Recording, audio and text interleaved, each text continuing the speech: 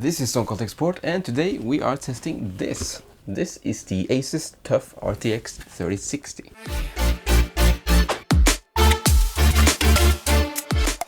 Okay, so let's unbox this card.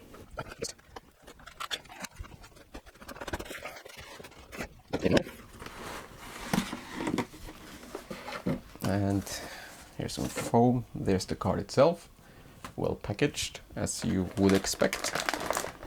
And here's some noise. Yeah, let's just see what else we get in the box.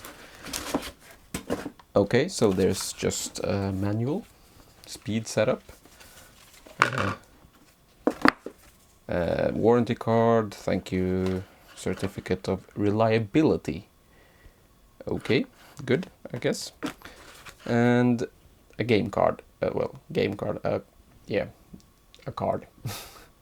Not sure what to call this. Okay, now let's take a look at the card itself.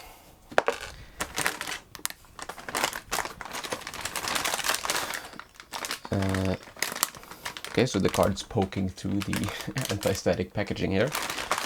Yeah, here's the opening. That's a long piece of tape. Oh, it opens on that side. That's unusual. Okay, here's the card. Metal backplate, apparently. Dual BIOS, performance and quiet mode. Triple fan setup. And is this a metal fan shroud? It appears to be a metal fan shroud. That's impressive and rare. There's also an 8-pin power connector right here. And there are 5 outputs, 2 HDMI and 3 DisplayPort outputs. There's a separate heat sink for the VRM, which you can see here. I do like that the cables here, they are all black, and the connector on the board is also black, unlike the 6600 XT we looked at from MSI, where the connector on the board was red and right in your face, which I didn't like. Here there are no connectors apart from the 8-pin, of course, and yeah, it looks fairly clean. The plate on the back here is actually made of stainless steel, so it will not rust. I do think there is some lighting on this. I think this thing lights up. We'll look at that in a moment. And yeah, that's pretty much all I had to say from my first impressions. Alright, let's take a look at how this cooler performs. ASUS have done an excellent job here. With the performance BIOS, the fans ramps up to 1400 RPM, and at that speed we measured noise to be 37 dBA, which is a good result. We measured 30 centimeters away from the front of the fans with the UMic 1, which is a calibrated microphone. With our overclock, that increased to 1500 RPM, with noise going up to 38 dBA, which is still very quiet. With the silent BIOS, the fans dropped to 1270 RPM, around there, and at that point they only measured 36 dBA. You would really struggle to hear this card outside of your case in silent mode. But the question remains, what does this do to temperatures? With performance BIOS, the card ended up at 57 degrees Celsius, GPU temp with a junction temp of 69 degrees Celsius, which is an extremely good result. After the overclock, the card kept the same temperatures, although at elevated fan speeds. In quiet mode, we do see a slight increase in both core temperature and junction temp, but there's nothing to worry about, so let's take a look at power draw.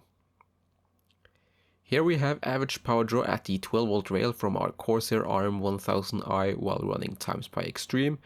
We see the same behavior between the performance and quiet mode that we saw on the 3060 Ti, and that is to say that the power limit is identical. With our overclock and increased power limit, we see a slight increase in power draw, but this is still good results. Power draw is about the same as the 6600 XT Gaming X and GTX 1070, but how is performance? So the boost clock on this card is 1882 MHz in OC mode and 1852 MHz in gaming mode. I'm not sure what the default mode is for this card, but I didn't install ASUS software, so it is whatever is the default. And we find that the average core clock in Timespy Extreme is 1909 MHz.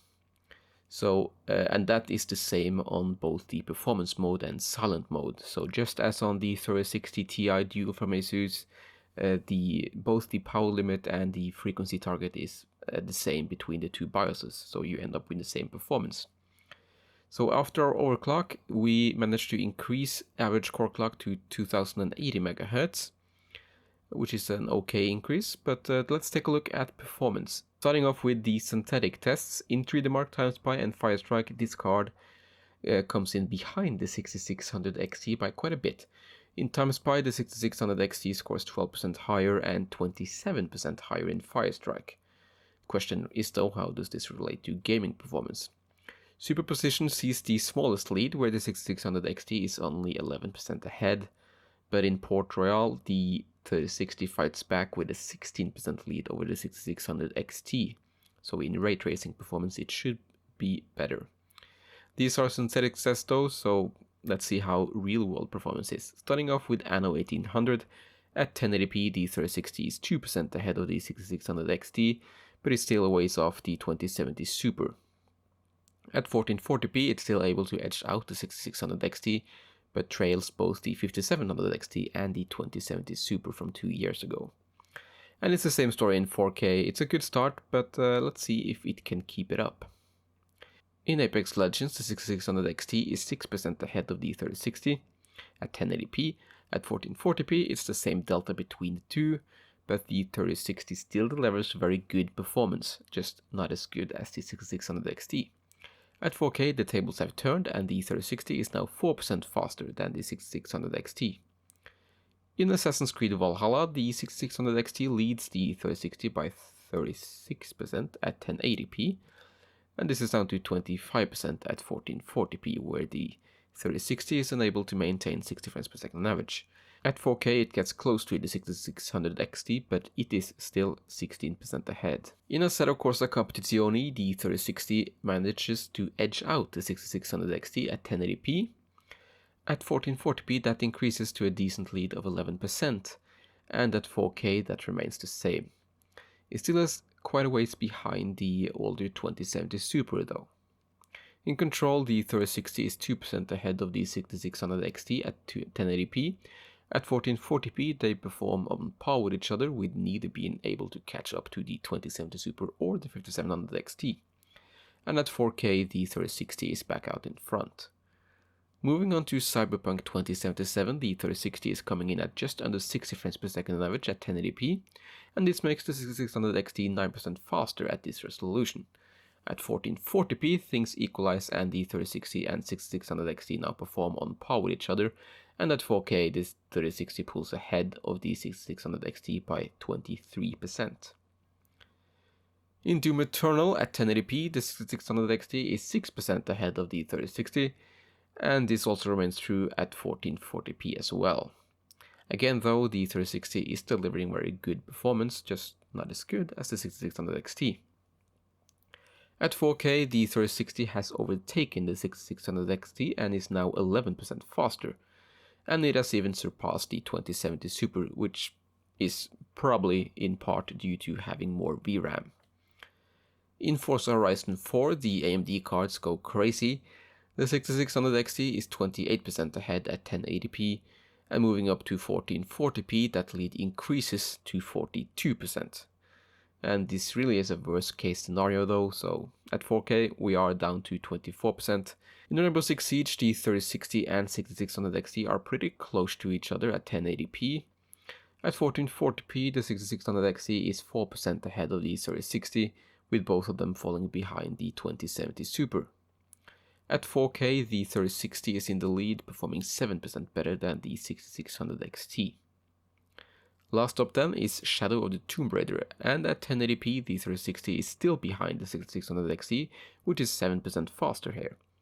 At 1440p that is down to 5%, so the 3060 isn't looking too bad here, and at 4K the 3060 overtakes the 6600 XT and has a lead of 10%. Looking at average performance at 1080p, the 6600 XT is on average 7% ahead, while the 2070 Super is 9% faster. This card probably performs around a 2060 Super or a 2070 in regular rasterization performance. At 1440p, the 6600 XT has a slightly larger lead, remarkably. It is now 9% ahead of the 3060, and the 2070 Super is 14% ahead. The 3070 is 48% faster at 1440p. At 4K, the 3060 is on average 1% faster than the 6600 XT, while the 2070 Super still has a 12% lead.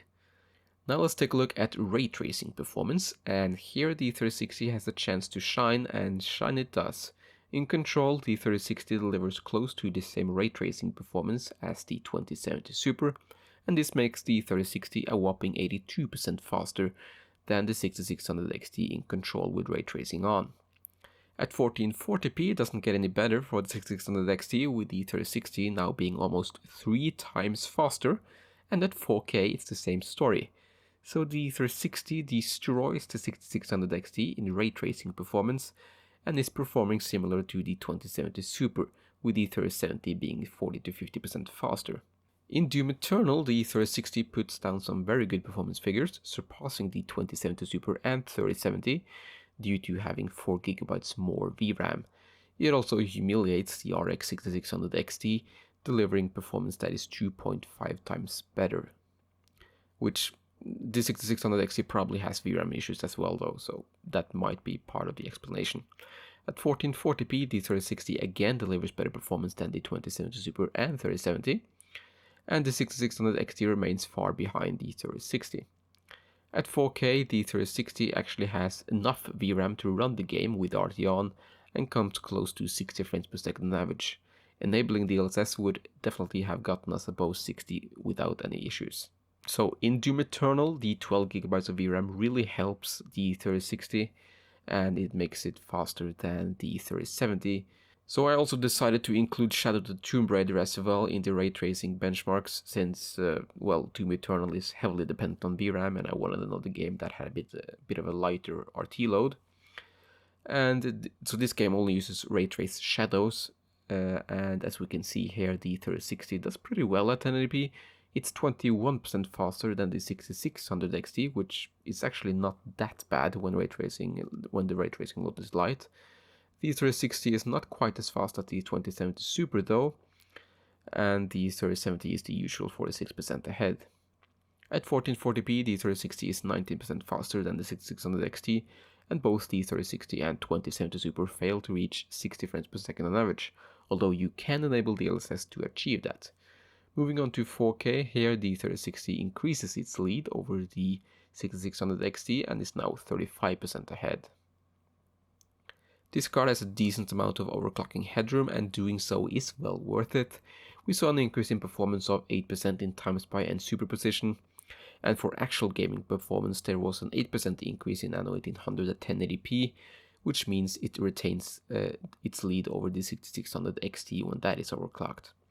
At 1440p, the 3060 is performing on par with the 6600 XT overclocked, and that remains true at 4K as well. In Apex Legends, we saw a 9% increase at 1080p, which made it faster than the stock 6600 XT, but was still behind the overclocked 6600 XT. At 1440p, the increase was 8%, and not quite enough to catch up to the overclocked 6600 XT, but at 4K it overtakes it and sees a 9% increase in performance. If you overclock this card, then you will have performance about on par with the 6600 XT, but with much better ray tracing performance. Yes, the 6600 XT pulls ahead when overclocked, but RT performance is still quite far behind. Looking at value next, and here I use the MSRP. At the $329 USD price point, the 3060 turns out to be decent value, better than the 6600 and the 2070 Super.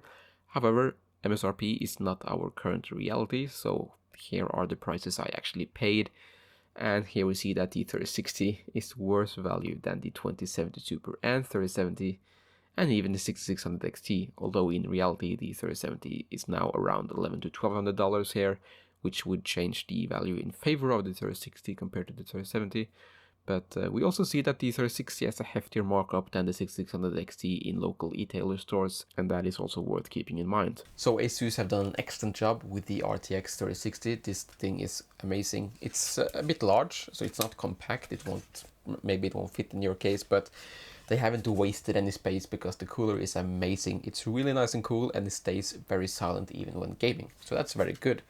I also like that the performance and quiet mode both have the same power limit and the same clock speed. That way you can switch to quiet mode and you can still game and get the same performance as you would if you use the performance mode. So that's nice. In addition to that, the build quality on this thing is excellent, really good, fantastic job ASUS. I love the metal fan shroud. That's my favorite part of this whole card actually. So this card deserves to be vertically mounted in your case, because to show off that brushed aluminium look, it looks really good, in my opinion anyway. Maybe you don't care about it, but I really like that. In addition, the metal backplate also looks pretty good. I'm not the biggest fan of the tire treads marks on the rear here, but that doesn't really matter if you vertically mount it anyway. RGB looks nice and very tastefully done, and very good implementation in my opinion. This has much better build quality than the 5700 XT Strix model that we looked at a couple of years ago that had the heatsink that was not properly mounted. Thankfully, this thing has a heatsink that is properly mounted, so that's very good. If you are struggling to decide between the 3060 or the 6600 XT, I think it kind of depends what you want to do. So if you are the sort of person who wants to game with all the eye candy on, you want to enable ultra settings, you want to max out all the RT slider, and it really irritates your nervous system when you're not able to do that, then I would say go with the 3060. You might not be able to get 60 frames per second without DLSS, but you will get much closer to 60 frames per second than the 6600 XT will, because the RT performance on the card is not really great, and I wouldn't recommend it if you want to game with all the eye candy on. However, if you are a competitive gamer and you want to take advantage of that 1080p 240Hz screen, then the 6600 XT might be a better choice, because in general it does perform about 7 to 8% better in most titles, and even when overclocked. So you can overclock it and you will get closer to 240 frames per second than the 3060 is able to. On the other hand, this thing does have more VRAM, which might be helpful in the future, but we don't really know that. Of course, everything depends on price, and prices are so out of whack right now. So at the same price, I would probably go with the 3060 if you want to have maximum eye candy, but for maximum performance or value, the 6600 XT is probably a bit better choice. And that's pretty much it for now. Thank you so much for watching, and good luck in your search for a 3060 or 6600 XT or whatever other graphics card you have in mind. Farewell.